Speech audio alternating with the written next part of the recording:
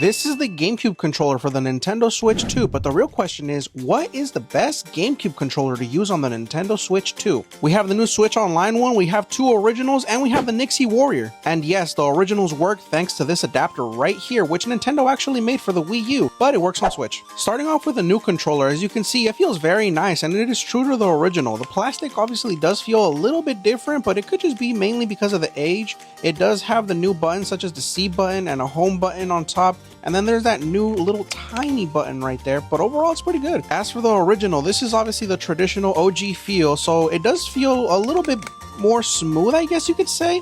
But it could honestly be the plastic due to the age, even though this controller is actually pretty minty. I ended up getting this one from a guy that said he played it for a little bit and it's been in storage for years. As for the Nixie Warrior, this is basically a controller that is a pro GameCube controller. What do I mean by pro exactly? So if you take a look at the back, you can actually adjust how far the triggers can go in. You can move the sliders up and down, which in this case lets you adjust how you want the triggers to actually travel. Either full-on travel for racing games, or if you're playing some other shooter game, you can also make them travel less. And with the push of a button, you can also add these right here, which adds two reprogrammable buttons, which is really nice if you really are looking to get a pro controller. The best part about it is it comes with this adapter right here, which lets you hook up not only to the Switch, but to the original GameCube, as well as also PC. It's basically another version of the WaveBird, which also came with an adapter, except this one right here used radio signals, and everything about the WaveBird is very similar to the original GameCube controller,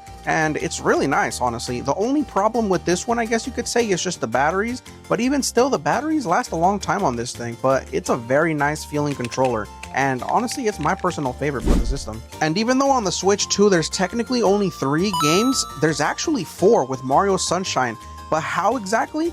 Using this right here, the Mario 3D All-Stars. They ended up bringing Mario Sunshine, and guess what? The GameCube controllers are fully compatible with it. When you go to pair the controllers, the new one gets detected as a GameCube controller, the Nixie Warrior gets detected as a Pro controller, and the original GameCube controllers just get detected as USB controllers. But as you can see right here, I am actually using the GameCube controller for the new Nintendo Switch 2 online, and it is working perfectly fine, essentially just simulating the exact same feeling that it felt like back in the day with the Nintendo GameCube. Maybe Nintendo was already planning on adding GameCube back in the day when they announced the 3D All-Stars, but who knows, this thing runs flawlessly, not gonna lie, I recommend it. But at the end of the day, which controller would you pick to play these games?